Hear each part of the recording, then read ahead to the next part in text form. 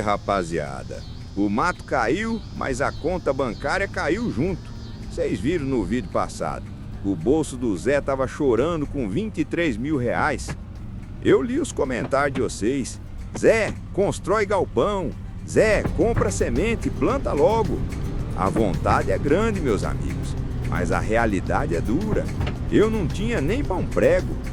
Aí eu lembrei do entulho, as pedras, os troncos, o cemitério que estava em volta da casa. Fui bater na loja da cidade no finalzinho da tarde. O vendedor, gente boa demais, me arrumou essa carretinha por 6 mil contos. Paguei os 6 mil, fui dormir. Quando acordei de manhã, bumba, bateu os impostos da fazenda. A conta desceu para 13 mil reais. 13 mil, rapaziada. A corda apertou no pescoço do peão. Eu olhei para aquela carretinha e falei: minha filha, ou você me salva hoje, ou nós dois vamos morrer de fome na roça.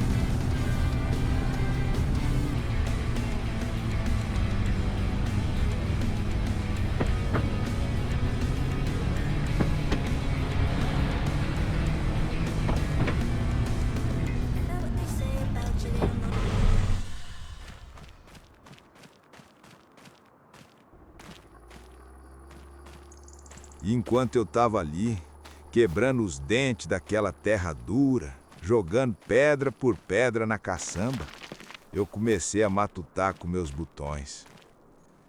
Muitos de vocês, que são mais novos, devem olhar para mim e pensar: como é que um coroa de 68 anos arruma 2,5 milhões de reais para arrematar uma fazenda no leilão? Vocês sabem, rapaziada. A vida da gente não é uma linha reta. Ela tem umas curvas que joga a gente na ribanceira. Eu nasci na roça. Meu avô tinha um chão bom. Meus pais herdaram aquilo com tanto suor. Mas a gente era ignorante das coisas do mundo. Veio as crises fortes, seca desgramada, banco cobrando dívida. E quando eu era mais moço, a gente perdeu tudo. Tudo. A porteira foi fechada, a terra da minha família foi arrancada das nossas mãos. Eu vi meu pai chorar feito menino de calça curta olhando para o asfalto. A gente foi para a cidade tentar sobreviver. Eu passei a vida inteira, 60 anos, trabalhando de empregado, morando de aluguel. Eu achei que eu ia fechar os olhos para sempre num quartinho com cheiro de mofo da cidade grande. Mas Deus, rapaziada, Deus escreve certo por linha que a gente não entende. Eu tinha um tio-avô, irmão do meu avô. O homem era sozinho no mundo. Não casou, não teve filho, sumiu no mapa. E quando ele descansou, faz pouco tempo, o advogado dele bateu na porta do quartinho que eu morava. O velho tinha juntado dinheiro a vida toda e deixou tudo para mim. O único sangue que sobrou, 2,6 milhões de reais.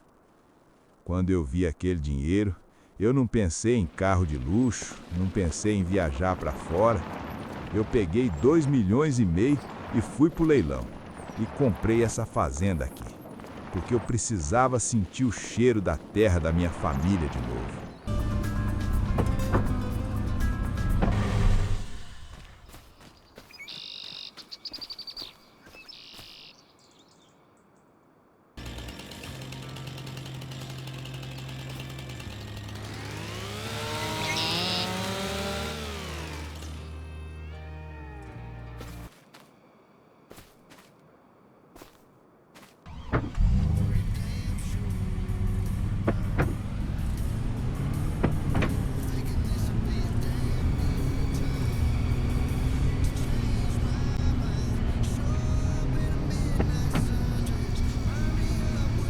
rapaziada, trabalhando aqui nesse silêncio, sentindo o sol bater no rosto e a terra limpa debaixo da bota, eu cheguei numa conclusão.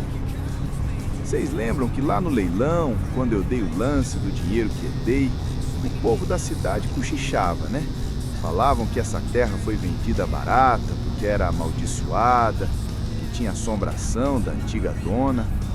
A gente até tomou um susto no episódio passado com aquela lápide no meio do mato. Mas eu vou falar uma coisa pra vocês. Não tem maldição nenhuma aqui. Eu andei por esses campos, limpei a sujeira e o que eu sinto aqui é paz. Eu fui procurar saber direito a história da Dona Francisca.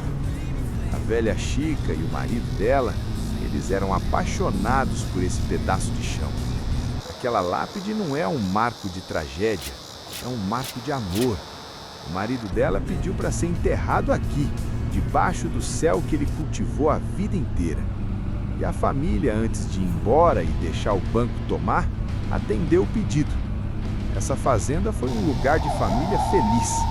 E o Zé Roça está aqui para trazer essa felicidade de volta. A Dona Francisca pode descansar em paz, porque a terra dela está em boas mãos. Agora, vocês devem estar se perguntando, mas e os uivos? E os barulhos esquisitos que o povo escutava de noite e achava que era fantasma? Pois é, o povo da cidade tem medo do que não conhece.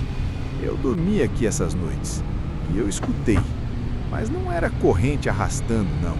Era mato estalando e um uivo comprido vindo lá da beira da mata escura. Fantasma a gente resolve com reza, mas isso que tá rondando a nossa propriedade, rapaziada, é de carne e osso. É um lobo ou um bicho do mato muito grande que se acostumou a morar aqui nesses anos de abandono. Como eu tô limpando tudo, cortando as árvores velhas, derrubando os entulhos, o bicho tá perdendo o território dele.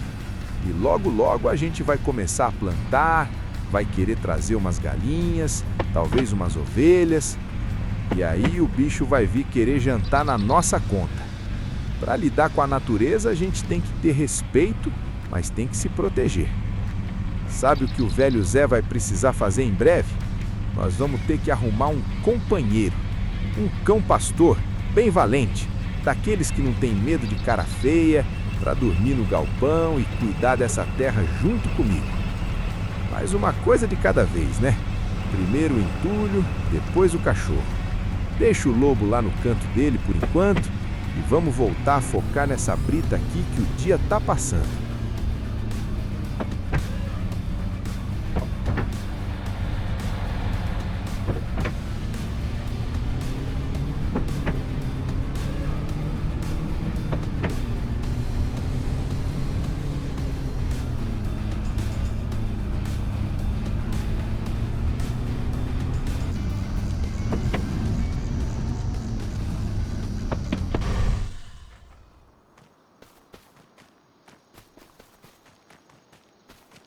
E antes que alguém pergunte, Zé, o que você fez com aquele má de capim que você cortou no episódio passado? Tacou fogo? Capaz, rapaziada. Na roça a gente não desperdiça nada. Aquele mato verde que a gente derrubou com o trator, eu catei ele todinho do chão e entupi a nossa carretinha nova. Vocês sabem quanto custa um fardo de comida para animal na loja da cidade? É o zóio da cara. Então eu guardei esse capim todo. Deixei o reboque encostado lá no canto, debaixo do toldo. Eu não sei o que a gente vai decidir fazer com a fazenda ainda. Mas se lá na frente a gente quiser trazer umas vaquinhas de leite para cá, ou umas ovelhas para fazer companhia para o nosso futuro cachorro, a gente já tem o banquete delas pronto. É só jogar num silo trincheira mais para frente, cobrir com lona e fazer uma silagem de primeira. Ou jogar direto no coxo. A natureza deu de graça, a gente guarda.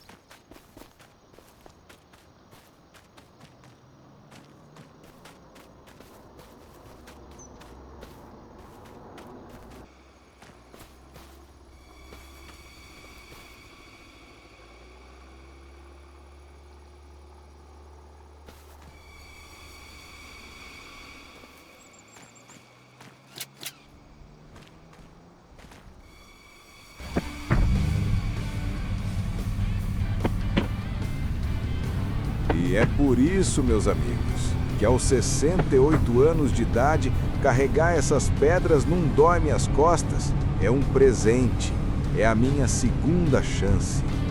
E olha só como o trabalho honesto recompensa.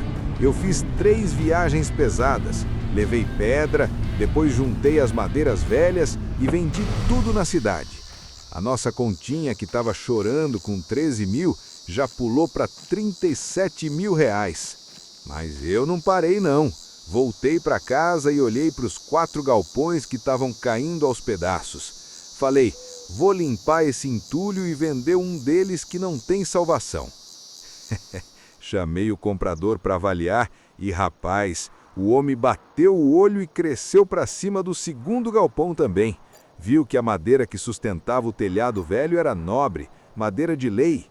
Ele me fez uma oferta na hora pelos 2. Eu não sou bobo nem nada, fechei negócio. Quando eu olhei o extrato do banco, 81 mil reais, rapaziada. O lixo da fazenda abandonada virou ouro na nossa mão.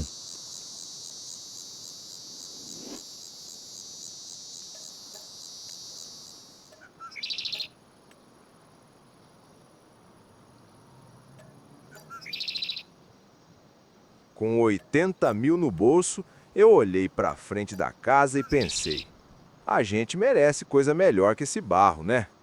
Peguei o telefone e liguei para o pessoal da pedreira de novo.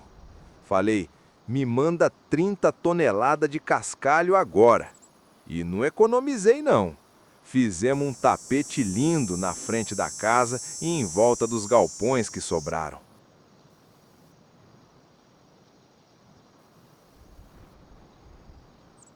Eu fiz até questão de ajeitar um canteirinho bonito para aquela árvore velha no meio do pátio. Ela sobreviveu ao abandono igualzinha a nós. Merece destaque. E depois de pagar o cascalho e a mão de obra, o Zé Roça fechou o dia com 62 mil reais limpinhos na conta. A frente da casa tá brilhando e o bolso tá cheio. Agora a decisão é séria. O dinheiro tá na mão, 62 mil. A gente constrói o galpão novo para os tratores ou joga semente na terra para fazer essa grana multiplicar?